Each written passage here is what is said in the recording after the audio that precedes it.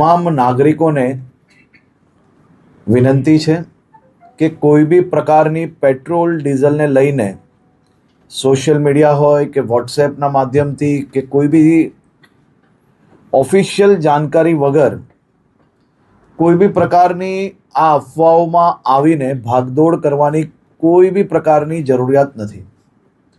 રાજ્ય સરકાર અને ખાસ કરીને કેન્દ્ર સરકાર દ્વારા આ જથ્થાઓ અને સપ્લાય માટેનું ડેલી નિરીક્ષણ થાય છે અને રાજ્યને તમામ પેટ્રોલ પંપો પર પેટ્રોલ ડીઝલ માટે પૂરતી વ્યવસ્થાઓ પહોંચી વળે તે માટેની સંપૂર્ણ તૈયારીઓ બી છે. મારી રાજ્યના સૌ નાગરિકોને બે હાથ જોડીને વિનંતી છે કે આ પ્રકારની વાતો કોઈનો બી વોટ્સએપ મેસેજ આવ્યો હોય એને સીધું જ આપણે બીજા લોકોને ફોરવર્ડ કરીએ.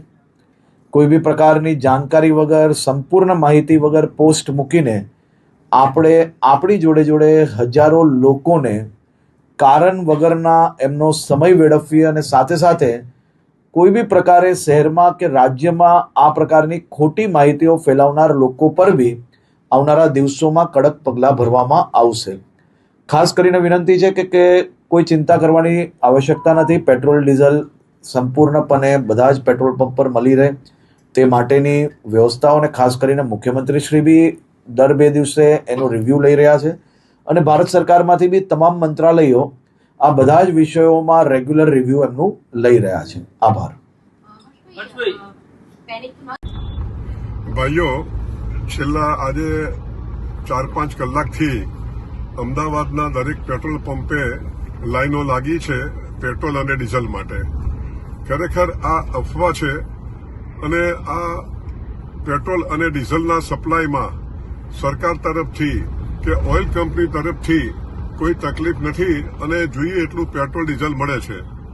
અમને સરકાર તરફથી કે ઓઇલ કંપની તરફથી કોઈ એવા આદેશો અમને નથી મળ્યા કે પેટ્રોલ અને ડીઝલ તમારે ઓછા પ્રમાણમાં વેચવાનું. અમદાવાદમાં જો જોવા જઈએ તો 210 પેટ્રોલ પંપો છે, પરંતુ આજે 3 કે 4 પેટ્રોલ પંપે પેટ્રોલ નહીં હોવાથી આ પેનિક થયું છે.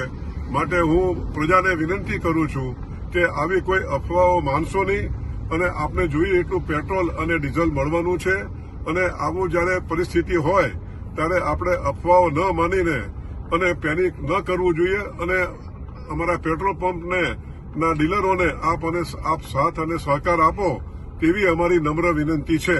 આભાર.